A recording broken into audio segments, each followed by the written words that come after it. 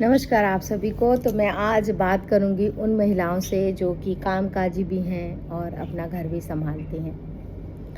तो मैं अपनी बात करूं तो हम 80 की वो महिलाएं हैं जिन्होंने 80 से लेकर 85-86 के बीच में जन्म लिया है ना। तो अभी हम ना यंग बच्चे हैं ना अभी हम बुढ़े हुए हैं, तो हम बीच में कहीं अधर पे लटके हुए हैं। ये मेरे अपनी खुद का एक्सपीरियंस है जो मैं आप लोगों के साथ शेयर कर रही हूँ कि अगर हम अपने समाज में देखें ना तो तीन अलग अलग महिलाओं का ग्रुप चल रहा है। कुछ महिलाओं के अंदर इतना जुनून है कि उन्हें आप अगर कहें कि हाँ ये जगह है, यहाँ पर पानी है और बस कुआं खोदना है और यहाँ पानी निकल जाएगा, वो इतनी कर्मठ और इतनी पावरफुल हैं कि शायद वो कर गुजरे और वहाँ से पानी निकाल दे। दूसरी कैटेगरी ये है जो पानी निकालने वाले और पानी क्यों निकाला जा रहा है उसके क्वेश्चंस में वो मस्त रहते हैं। उनकी मेहनत पे भी क्वेश्चन मार्क बनाते हैं और उस कुएं को खोदने, उसके पानी निकलने पर भी क्वेश्चन मार्क बनाते हैं। थर्ड पार्टी ऐसी है जिसे कुछ फ़र्क नहीं पड़ता कि समाज में क्या हो रहा है, उनके पड़ोस में क्या हो रहा है, वो अपने में मस्त रहती हैं। अपनी खुशी से उनको मतलब रहता है, कुछ भी करती रहती हैं। जैसा कि आपने अभी सोशल मीडिया में कॉकरोच जनता पार्टी का देखा, ये थर्ड पार्टी में आता है कि ये क्या कर रहे हैं इन्हें खुद को नहीं पता। समाज के कुछ हिस्से ऐसे हैं जिन्हें सुधार की बहुत ज़रूरत है, खास करके महिलाओं के लिए। ये जो एक टेंडेंसी है ना कि महिलाएं घर संभालती हैं, तो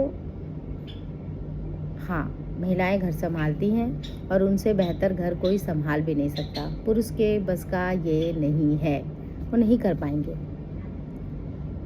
क्योंकि माता के हृदय में जो बच्चों के प्रति प्रेम होता है, घर के प्रति जो प्रेम होता है, घर के सदस्यों के प्रति जो प्रेम होता है एक पुरुष के अंदर, उतना दया, उतना स्नेह, उतना प्रेम शायद नहीं होता है। शायद मैं ऐसा कहूँगी शायद, क्योंकि कुछ पुरुष भी समाज में ऐसे हैं जो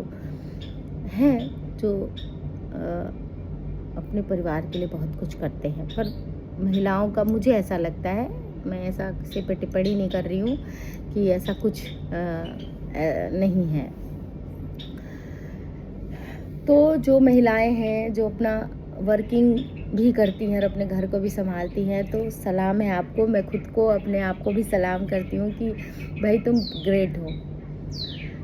ये कितना छोटा सा दिमाग, पता है हमारे पास एक मुट्ठी भर दिमाग होता है जो कि याददाश्त, काम को करने के लिए हमें स्पीड देता है, हमारे कॉन्फिडेंस को बिल्ड करता है, हमें बिल्ड करता है, हमारे ज्ञान को रोज़ प्रतिदिन बढ़ाता है।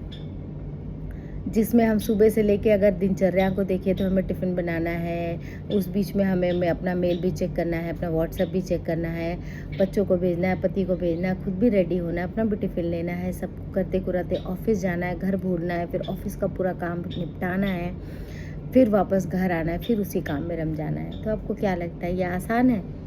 नहीं है, ये बहुत कठिन है। तो मैं ये वीडियो क्यों बना रही हूँ?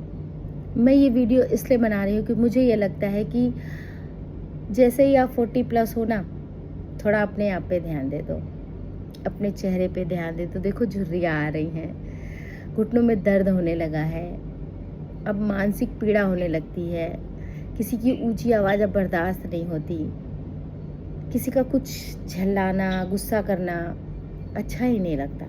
बस यूँ लगता है कि कहीं अकेले रहो, किसी के साथ ना दुख बांटना है ना सुख बांटना है।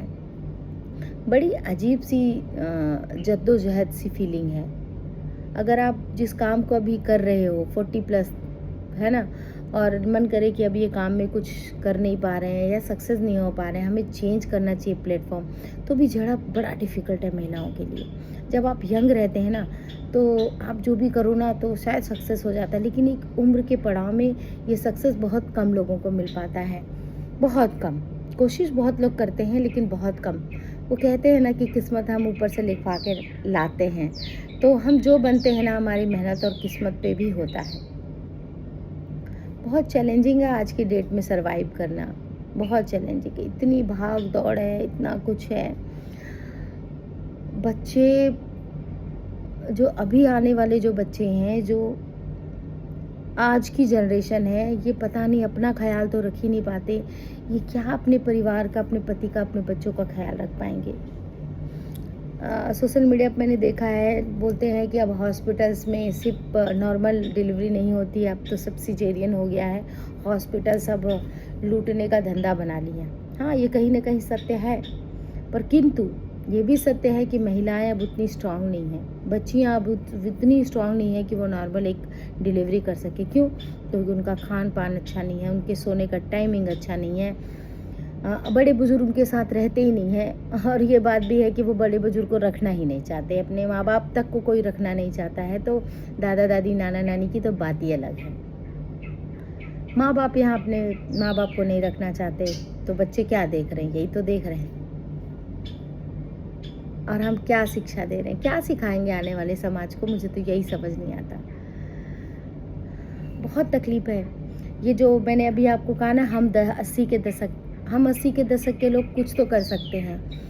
हमें एक ना चुनौती स्वीकार करनी पड़ेगी अपने बच्चों के लिए। जैसे मेरी बिटिया है 17 साल की, उसके अंदर सारी चीज़ें अच्छी हैं, लेकिन उसकी 2-3 चीज़ें हैं जो मुझे ऐसा लगता है कि मेरी बच्ची बहुत भोली है, और जैसे वैसी सेम मेरी तरह है। मैं भी जब उस एज में थी तो मैं बहुत शर्मीली थी, जल्दी किसी से बात नहीं करती थी। उसके अंदर ये सारी चीज़ें हैं, तो मैं कभी-कभी उसके लिए घबराती भी हूँ कि उसका सक्सेस पॉइंट कितना होगा, वो कैसे सक्सेस करेगी,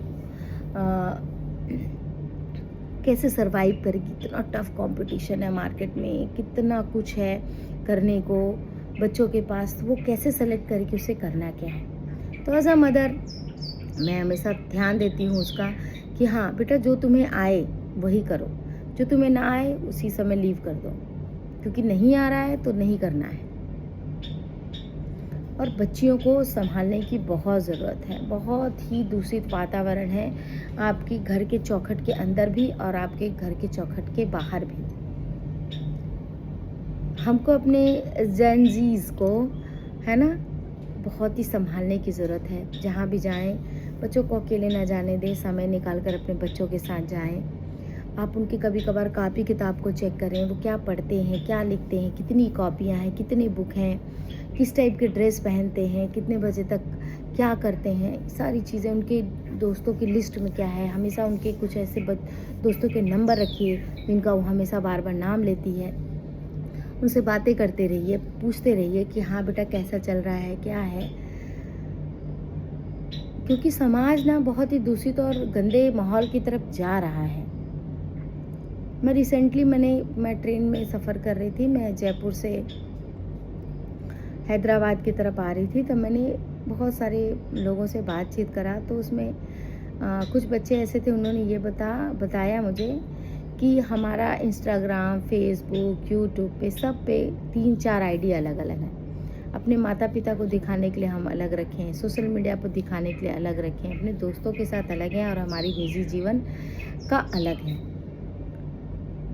तो माता पिता उनका वो पहलू देख रहे हैं जो वो बच्चे आपको दिखाना चाहते हैं। वो दोस्तों को क्या दिखा रहे हैं? दोस्तों को सिर्फ शो ऑफ कर रहे हैं, अपने महंगे ड्रेस का, अपने मोबाइल का, अपने फ़ोटोज़ का।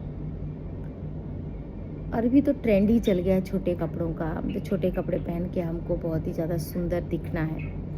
कुछ वर्ड ऐसे हैं जो कि पहले मुझे ऐसा लगता है कि हम जो ट्रांसजेंडर हैं उनको हम जल्दी से बोल भी नहीं पाते थे, कि अब तो ट्रांसजेंडर इंग्लिश वर्ड है तो इस आसानी से बोल लेते हैं, लेकिन हिंदी में जो बोला जाता है हम बोल भी नहीं पाते थे। पर बच्चे आजकल बड़ी ही आसानी से ऐसे ऐसे शब्दों का इस्तेमाल कर ले जाते हैं जो कि सुन के भी बड़ा अटपटा सा लगता है, खुद को बुरा लगता है, और ये बच्चे आसानी से बोल ले जाते हैं। पता नहीं, समाज की स्थिति बहुत बुरी होने वाली है और हो रही है, पर कैसे हम संभालेंगे इन सब चीज़ों को। भारत में बहुत सारे ऐसे संघ हैं जो इन सब चीज़ों पे काम कर रहे हैं, लेकिन उनके काम करने से नहीं होगा, माता पिता के काम करने से होगा। और माता पिता ज़रूर इस पे काम करें। वर्किंग वुमेन की ये सबसे बड़ी समस्या है कि वो अपने बच्चों पे इन सब चीज़ों पे ध्यान नहीं दे पाते हैं। मैं भी नहीं दे पाती थी, पर मैं अब देने लगी हूँ। बच्चे कैसे क्या पढ़ रहे हैं, क्या खा रहे हैं, क्या पहनते हैं, कैसे लोगों के साथ उठ रहे हैं, कैसे लोगों के साथ बैठ रहे हैं, इन सब चीज़ों पे मैं बहुत ध्यान दे रही हूँ। उसके साथ साथ ही मैं खुद पर भी बहुत ज़्यादा ध्यान दे रही हूँ कि हाँ, अब मेरी उम्र हो रही है, अब मुझे अपना ख़्याल रखना चाहिए। कभी कभी खुद मुझे रात को इतनी ज़्यादा ऐसा लगता है कि शायद मेरी हार्ट बीट फास्ट हो गई है। मैं साइंस की स्टूडेंट हूँ, तो आई नो कि हार्ट अटैक कैसे आते हैं। ऐसे ऐसे सिम्टम्स मुझे खुद को अपने आप में महसूस होने लगे हैं। खान पान मैंने अपने चेंज किया है। तो आप भी इन सब चीज़ों की शुरुआत करिए, क्योंकि ज़िंदगी की गाड़ी कब रुक जाए कोई नहीं जानता। और हमारे बाद हमें याद करने वाले क्या पता कितने हों, लेकिन हमें अपना खुद का ख्याल तो ज़रूर रखना चाहिए। तो सभी अपना ख्याल रखें, और ख़ास करके अपने बेटियों को ज़रूर मोटिवेट करें कि अपने पैरों पे खड़ा होना है और सही डिसीज़न लेना है। आपको बिगाड़ने के लिए हज़ार लोग खड़े हैं, लेकिन उस हज़ार लोगों की भीड़ में कोई एक होगा जो आपको सँभालने को होगा। तो वो माँ क्यों नहीं हो सकती? वो माँ ही हो सकती है, और माँ को ही होना चाहिए। धन्यवाद मुझे अपना कीमती समय देने के लिए, मुझे सुनने के लिए। नमस्कार।